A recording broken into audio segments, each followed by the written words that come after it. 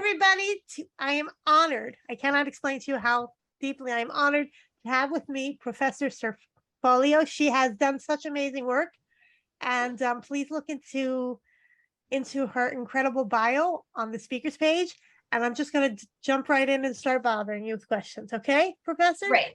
Thank you. Okay. I want to thank you, Tanya, too, for putting all this together. It's really important that we address teens and their mental health and how we can better help them to be heard and communicate to them.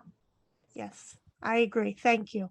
Um, do you, because you've got a nice amount of years of practice behind you, do you think we are seeing an increase in the decline of mental health in teens versus in the past? And if yes, what would you attribute this to? Right. So definitely there has been an increase of mental illness in teens. Well, in the general population as well as teens since COVID. So COVID has played a big part in people feeling isolated, um, depressed, and unable, especially with teens, when they're isolated, they don't have that social learning and they don't learn coping skills. There was a study, a 46 country study by Save the Children, that found that 8 out of 10 children experience increased negative feelings, and a third of families had increased violence at home. So really, for teens and our children in particular, as a result of remote learning, children have experienced disruptions in their education. They suffer from a lack of developing crucial social learning skills. They have higher school dropout rates, and they experience feeling isolated and alienated. All this has really led to an increased incidence of our teens and children having more anxiety and depression. And I have noticed that in my private practice as well. I've gotten many more referrals for teens, college students, and children suffering more from anxiety and depression after the pandemic. And in particular, the rapid shift to online learning has also exacerbated the digital divide, so that 2/3 of school-age children worldwide have no access to internet at home and are unable to attend virtual classes. I don't know if you saw the New York Times article on September 1st, but it was quite disturbing. It had a national standardized test that showed that the pandemic has devastating effects on American children's performance on math and English. And basically it showed that 9-year-olds in math and English, their rate dropped to the levels from 2 decades ago. Wow. So this is really showing us the profound effect that the pandemic has had, in particular on our children. I mean, I think there's many factors accounting for it, diet, lack of exercise, spending too much time on the internet. But I do think the pandemic really has played a large part to contribute to our teens suffering, because they're isolated and they're not socially learning. They don't have that social support. So it's really profoundly affected our children worldwide. Yeah. So you would say we've had all the conditions for problems with everything else in society, but this was like the straw that broke the camel's back. Exactly. Yeah, that things have really exacerbated, and it's a problem. It's a problem. Yes. Yes. So how would we mitigate that problem in our teens right now? Because like you said, the numbers are just getting higher. I mean, every time there's another shooting rampage, every time I read about another teen suicide, it's heart-wrenching on so many levels. And those are just the ones we hear about. Those aren't the ones that were unsuccessful, fortunately. Right. So mental illness can be thought of as an invisible illness. It's not, it doesn't typically have physical manifestations. So it may be difficult to assess. And the dilemma may be especially more so in teens, because often they can be withdrawn and have teenage angst and have irritability. But it's important that if you see your child having, being more withdrawn, having mood swings, being irritable, that you stay attuned to what's happening to their emotional and mental health, that you try to communicate with them and have an ongoing dialogue about what they're feeling emotionally. And if you can't really decipher teenage angst from depression or more serious illness, so a good way of distinguishing depression from teenage angst, because depression often can present with irritability, mood swings, but the crucial things you would look for in your child is feeling hopeless, feeling helpless, or feeling worthless. And if they're having any of those feelings, you would want to get a professional to see them. Also obvious if they're suicidal or homicidal or having any paranoid ideation. Those are kind of more serious symptoms that require immediate psychiatric evaluation, as well as if they're having auditory visual hallucinations or delusional thinking. And homicidal, suicidal ideation, those are immediate symptoms for your child to get evaluated. So if you can't decipher teenage angst from like major depression or even schizophrenia or bipolar disorder, then you should seek professional help to tease it apart, because there can be overlapping symptoms. So it can be difficult.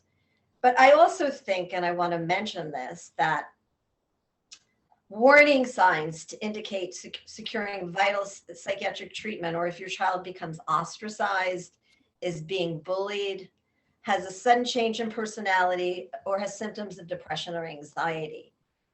The earlier that you start psychotherapy and support, and if it's needed, medication, the better the outcome. So in particular, if a teen is having prepubertal onset symptoms of schizophrenia, like auditory visual hallucinations, homicidal, suicidal ideation, the sooner you start medication for that, the quicker those psychotic symptoms are gonna be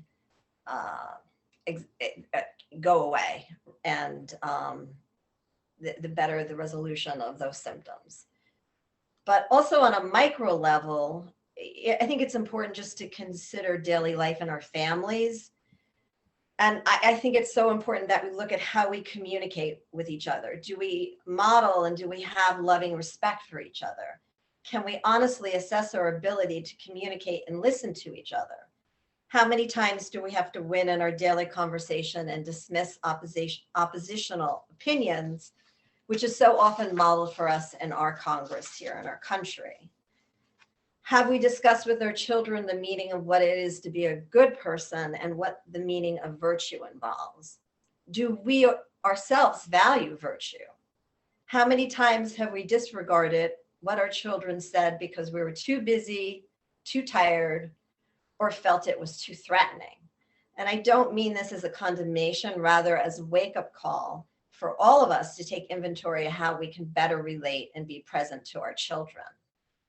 Really, if you pay attention to your child, your child's action will tell you that something is wrong.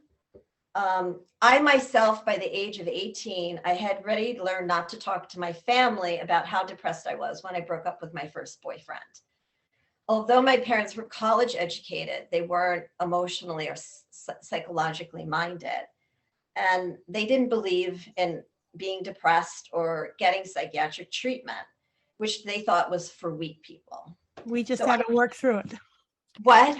It's a different generation. We just had to work through our problems. Yeah, it's supposed to buckle up, like, right. Go outside and go for a run. Right.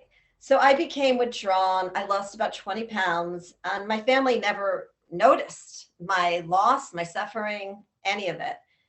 And I feel like this feeling of bitterness of being made invisible is not just from one incident, but is accumulated over many years of being isolated as a child. However, I did have privileged familial support of education, sports, and other community outlets to help me deal with my sadness. And I also had a stable home environment, which taught me a work ethic, and virtue in helping others. Often these mass shooters, these school mass shooters that we see, do not have that. They come from broken homes. They most often are sexually, physically, emotionally abused.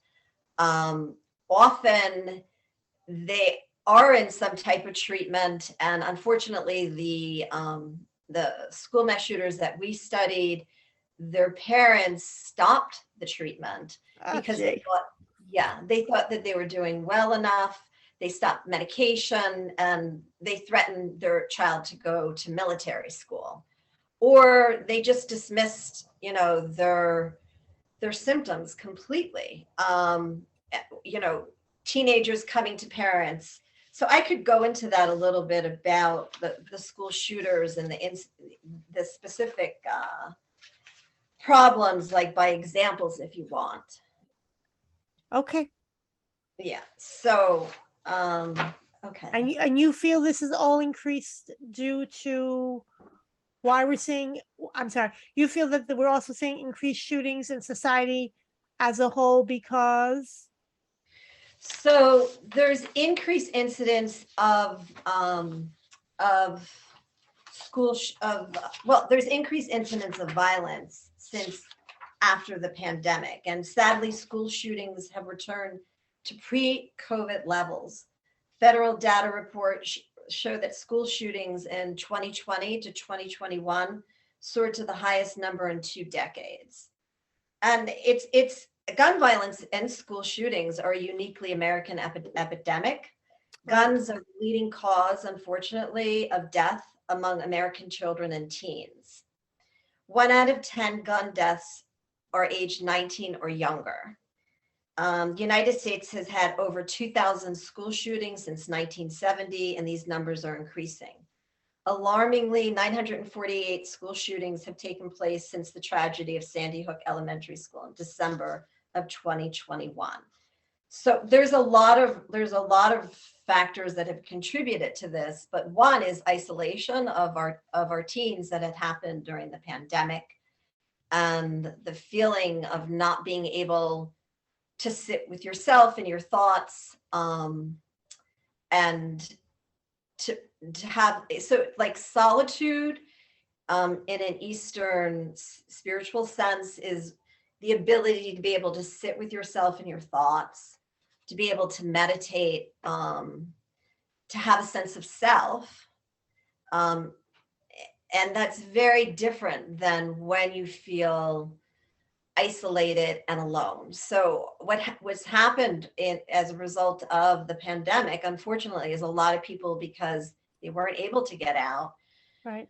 became depressed and abandoned, and they weren't able to have this sense of self or the sense of solitude. And that's one of the factors that have contributed to it. I mean, obviously the access of guns is a major contributing factor in our country, and also why the laws have changed in Europe and other countries, and their incidents of school shootings have radically declined. But I mean, it is multifactorial. There are many things that contribute to it. I did a research study on mass shootings, and we found that the majority of these mass shooters, despite not having a psychiatric history because of the stigma of mental illness, Right. After they killed people and they survived, so that there was more forensic psychiatric evaluations on them, that they suffered from untreated, undiagnosed psychiatric illness. Most of them were psychotic. And that, ironically, once they're incarcerated and in prison, they get this multi-million-dollar psychiatric workup. with multiple psychiatrists, psychologists, uh, CAT scans, brain scans, whatever they needed. And most of these people responded to antipsychotic medication. Their psychosis went away. So, I mean, I could present the one case about how his parents prevented him from getting psychiatric care, and he killed a lot of people in his school, because it shows what happens when you don't listen or pay attention to what's going on with your child, or when you minimize it and you feel threatened by it. I think his parents felt threatened by it. They didn't know what to do. This case in particular, this young boy was hearing voices telling him to kill people, and he told his parents this. And his parents also knew that he was blowing up explosives in an attempt to stop the voices. He was in treatment. They stopped the treatment because they thought he was doing better, but felt threatened by him, and he wound up killing both his parents. Yeah, and then killing a number of kids at school. And once he was incarcerated, he was treated with an antipsychotic, and in 10 days, his auditory visual hallucinations went away. He felt remorse for his violent actions. So tragic on so many levels. It's amazing. Right. I remember that from the news. Yes. So my question to you, I guess, following this would be, I'm beginning to suspect, and I don't know why, that there's like two sides of the coin. Certain people who feel depressed and isolated, some will choose to implode and some will choose to explode. And so the imploders will commit suicide while the exploders will say, I'm taking as many people out as I can. Right. Well, often what happens with these children is that they present with suicidal ideation, and again, parents, schools, classmates, friends, somehow they fall through the cracks. They don't get the help they need.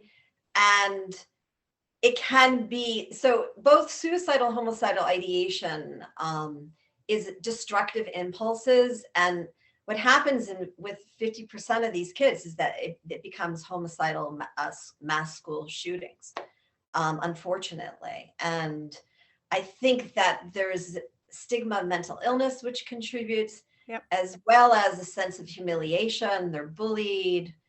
I mean, none of these are excuses. I don't want to excuse their horrible behavior. I mean, they have to be held responsible. But I think in order to try to address the issue and to try to lessen the violence, we need to understand where they're coming from. And these children are humiliated, abused, neglected, discarded. They feel that there's no room for them in society. They feel blown up by society. So what they do is they turn it around and they blow up other people. They just feel they're nihilistic. They just feel that there's no place for them. And the only place for them is with these really dark, horrible, violent thoughts that they have. So, Professor, you're going to find this very amusing, or maybe not so amusing.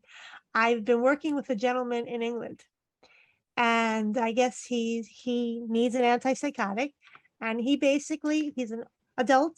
He told me straight out that the only way he can get help through the NHS is if he is a danger to himself or others. Otherwise, he's going to have to wait a year to get an appointment. Now, in the States, we don't have socialized medicine, which has its pros. I have to be honest, it does have a lot of pros, but there are also some cons.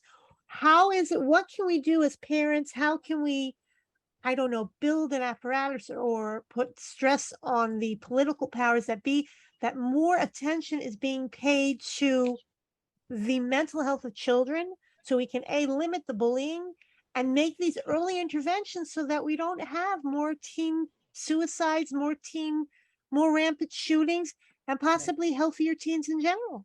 Right. So I think that it's a complicated issue, but I think that the school is where we need to give more funding for mental health counselors, and just a system where if children are being bullied and ostracized, if they're feeling, if they have like a sudden change in personality, or if they're withdrawn and isolated, not communicating, that they get the help that they deserve. I mean, even though we don't have socialized medicine, I mean, I ran the psychiatric emergency room at St. Vincent's when it existed many, many years ago. And at least in New York, they're catchment areas, and you legally have a right to go to the nearest hospital that you're in and go to the clinic and to be treated.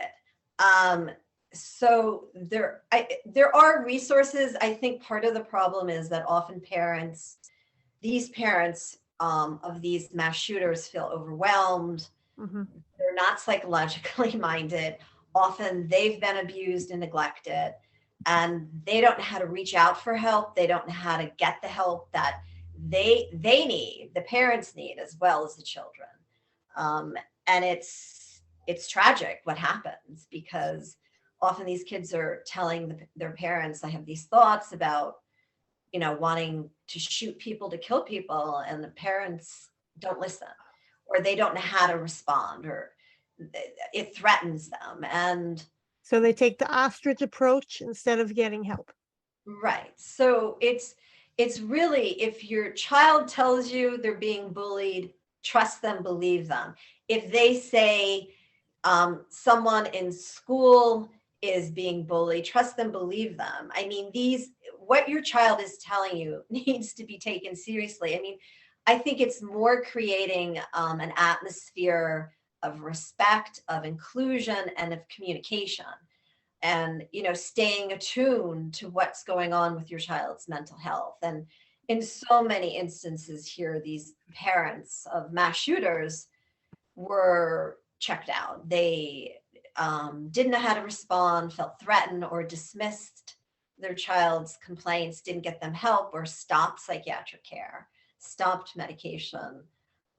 Often because of the stigma of mental illness, a lot of times they withheld really important family psychiatric history. So in one instance, in fact, it was with this boy that I just mentioned, the father withheld family history that there was schizophrenia in his family. And these are important things for parents to know. If you have a history of schizophrenia, if you have a history of bipolar disorder, if you have a history of major depression, there is a genetic component to it as well, and they can be transmitted onto your kids. So you need to be aware of that, one, and two, you shouldn't not communicate it to a treating psychiatrist, psychologist, because you're ashamed or you feel embarrassed, because it's important to know in terms of, especially with a teen, because typically schizophrenia isn't diagnosed to the age of 18 from the Diagnostic Statistic Manual, which is what psychiatrists and psychologists use to make diagnoses. But if you are having a family history of, let's say, schizophrenia, and you have a kid who's hearing voices telling him to kill other people and is withdrawn and not relating, he most likely has early onset symptoms of schizophrenia, and he needs to be immediately brought to a psychiatrist, a psychologist, and eventually, put on medication.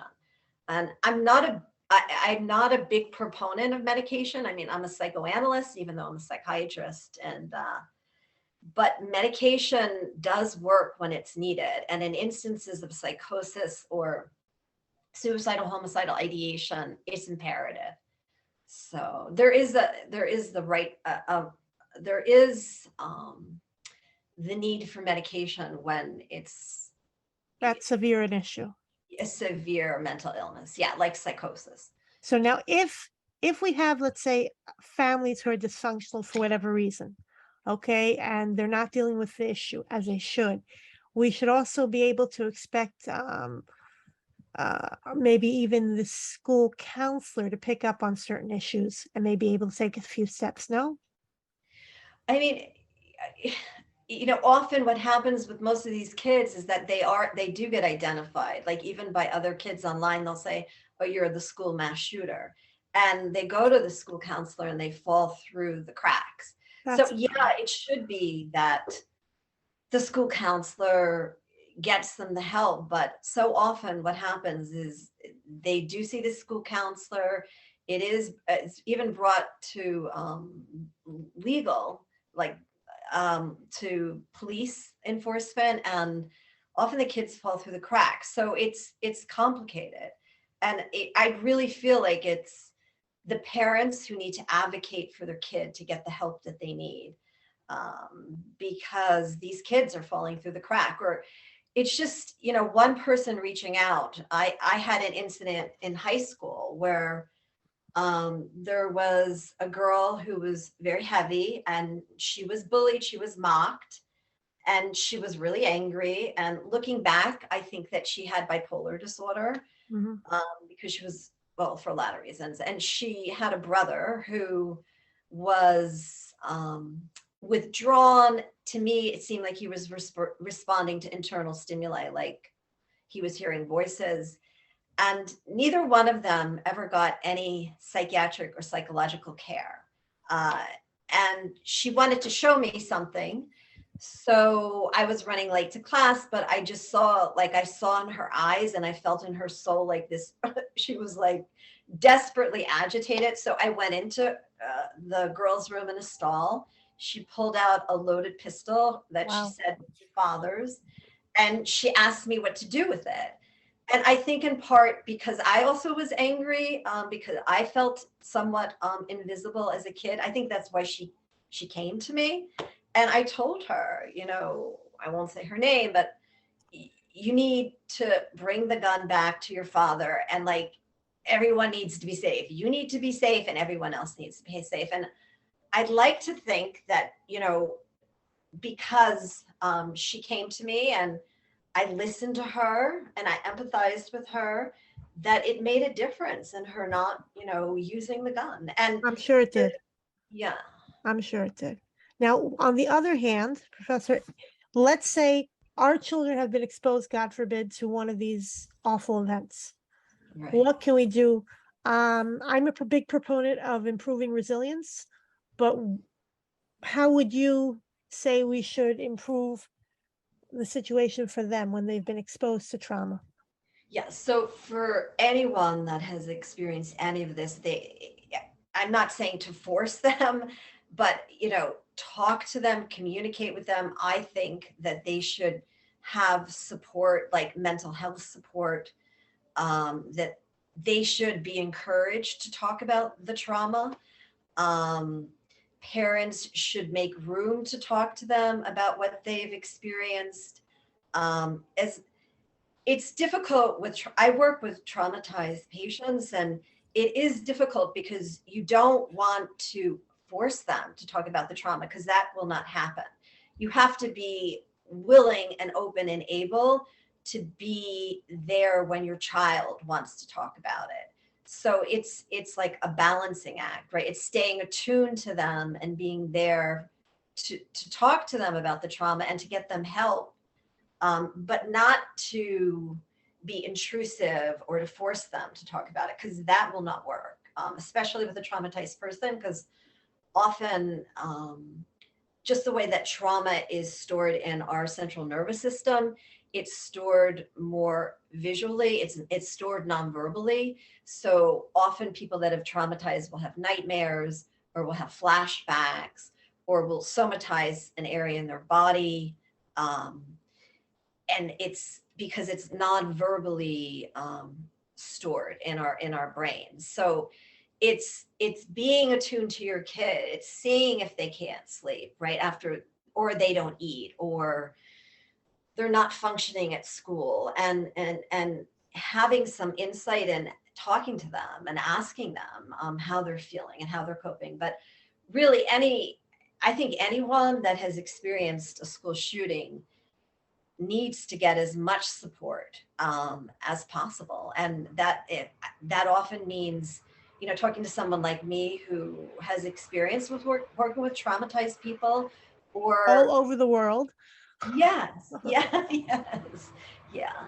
So it's really staying tuned to your child. They'll tell you really in their actions in particular when they've been traumatized. And we as But parents should go with our guts because we know. I'm sorry. And we as parents should go with our guts because we do know our children. Definitely listen to your intuitive voice always. That your intuitive voice will tell you something's wrong. Okay. And don't ignore it, you know, because these kids need help. What they have witnessed is major, major, major trauma. I mean, it's obvious going to affect them the rest of their lives, but maybe they can use the trauma in a good way, in a spiritual way, which I'm a big proponent of. Yeah. So, but I don't want to inflict that on anyone either. Like, everyone has a right to deal with their trauma in their own way. So, Professor, this has been such a delight. Thank you. I'm very honored that you spent the time with me today. I'm And honored too, Tanya. Thank you so much for all your hard work in putting this together. I know if it helps one child, that's worth all the effort. please God, we'll help many, I hope. I know we will. I know we will. Thank you Um, so much. Thank you.